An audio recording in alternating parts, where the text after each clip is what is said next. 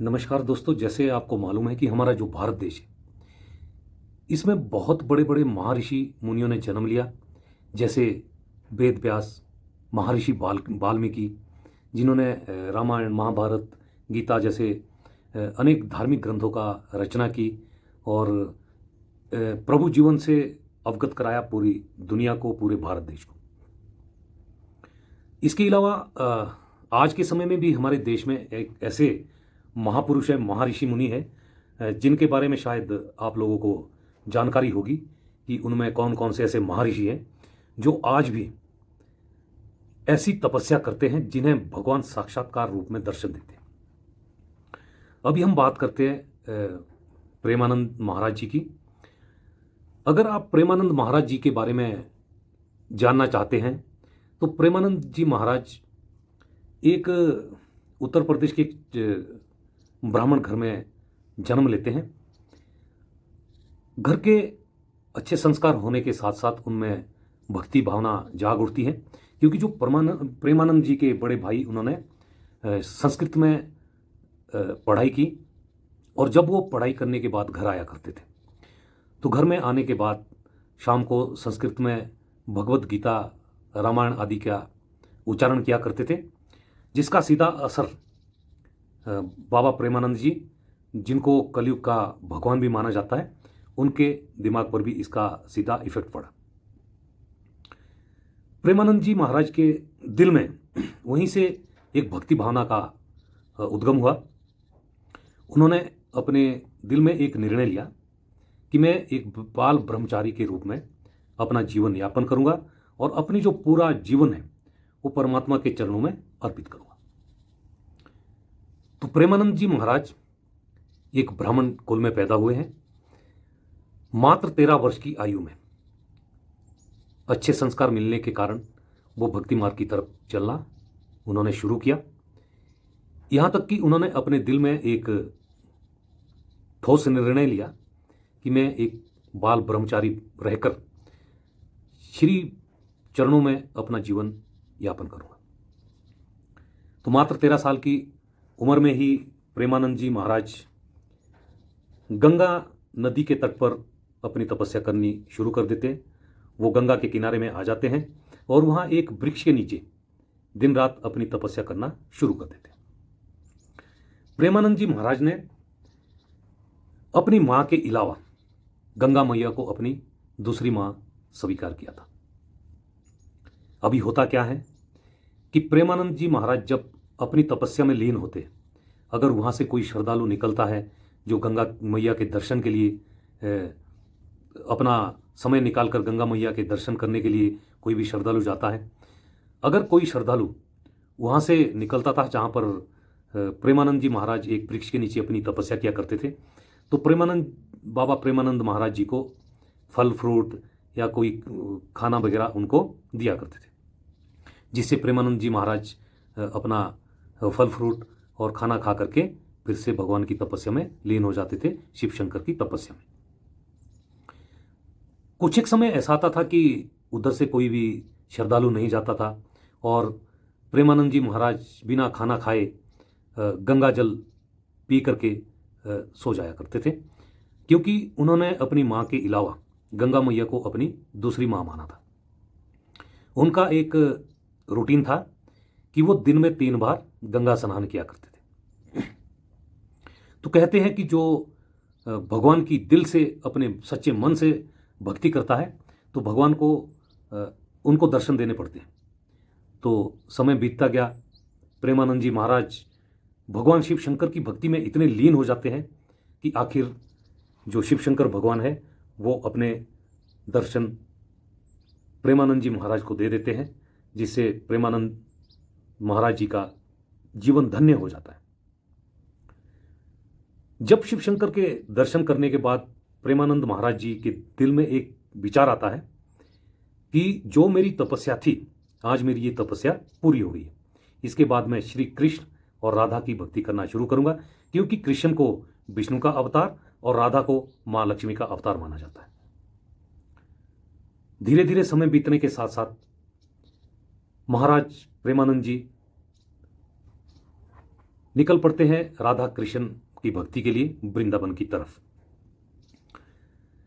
जब महाराज वृंदावन में पहुंचते हैं तो राधा राधा नाम जपते जपते एक मंदिर में जाया करते हैं और वहां श्री कृष्ण और राधा की गहन तपस्या करनी शुरू कर देते हैं। जब महाराज प्रेमानंद की उम्र मात्र 33 ईयर की होती है तो उनके पेट में एक दर्द उठता है, जिसके बाद वो अपने शरीर का चेकअप कराने के लिए एक डॉक्टर के पास जाते हैं। डॉक्टर जब उनका शरीर का पूरा चेकअप करते हैं तो डॉक्टर का कहना था कि आप सिर्फ 4 से 5 साल ही अपना बचा हुआ जीवन जी सकते हैं, उसके बाद आपका जीना मुश्किल है। लेकिन प्रेमानंद जी महाराज जब वापस आते हैं तो श्री कृष्ण और राधा की भक्ति में इतने लीन हो जाते, इतनी तपस्या करनी शुरू कर देते हैं कि आज प्रेमानंद जी महाराज 60 वर्ष से ज़्यादा के हो गए हैं और उन्होंने जो उनके अंदर डायलिसिस की प्रॉब्लम थी वो बिल्कुल ठीक हो गई है, क्योंकि भगवान का आशीर्वाद उनके ऊपर इतना रहा कि उन्हें बीमारी को छूने तक डर लगता रहा। अभी प्रेमानंद जी महाराज अगर आज के समय भी आप उनके दर्शन करते हैं तो जब प्रेमानंद महाराज जी भक्तों को सवेरे 3 बजे दर्शन कराने के लिए उठते हैं तो उस समय वृंदावन में पूरी रोड के ऊपर भक्तों की इतनी लाइन लगी रहती है कि उनके दर्शन करना बहुत मुश्किल हो जाता है। आज भी अगर आप उनके दर्शन करते हैं तो प्रेमानंद महाराज जी को ऐसा लगता है कि मानो स्वयं सूर्य देवता जमीन पर उतर आए। उनके जो चेहरे का तेज है वो ऐसे चमकता है, लगता है कि सूर्य देवता स्वयं अवतारित होकर जमीन के ऊपर आ गए। और जिस भी भक्तों के ऊपर महाराज प्रेमानंद जी का नजर पड़ती है वो भक्त धन्य हो जाते हैं। प्रेमानंद जी महाराज एक ऐसे भगवान के भक्त हैं और ऐसे एक सन्यासी हैं जिनको किसी भी चीज का लालच, मोह, माया, इन सब चीजों से बहुत दूर है, क्योंकि ये एक बाल ब्रह्मचारी हैं और बाल ब्रह्मचारी होने के कारण इनके दिल में किसी भी प्रकार का लालच, काम, मोक्ष, इन सभी चीज़ों की इनके अंदर इच्छा नहीं है। कि जैसे कई सन्यासी और भी रहे हैं जिन्होंने महापुरुषों के नाम को कलंकित किया है, जिनको आप जानते ही हैं, जैसे बापू आसाराम जी हो गए, राम रहीम जी हो गए, जिन्होंने सन्यासियों के माथे पर एक कलंक पोत दिया था। लेकिन जो महाराज प्रेमानंद जी है, ये इनको पूरी दुनिया या पूरा भारत, पूरे इनके जो अनुयायी है वो साक्षात्कार श्री हरि यानी कृष्ण का अवतारित रूप मानते हैं। और अगर आप कभी उनसे मिलो तो ऐसे लगता है कि मानो मैं एक कृष्ण के साक्षात दर्शन करके वापिस अपने घर को आ रहा हूं। इतना तेज है बाबा प्रेमानंद के चेहरे पर। इसके अलावा आपने देखा होगा बाबा प्रेमानंद जी के भारत देश में बहुत सारे अनुयायी, बहुत सारे भक्त हैं। जैसे अगर स्टार की बात करें तो हेमा मालिनी, ये भी प्रेमानंद जी के काफ़ी भक्त हैं और स्पेशल प्रेमानंद जी से मिलने उनके आश्रम में जाया करते हैं।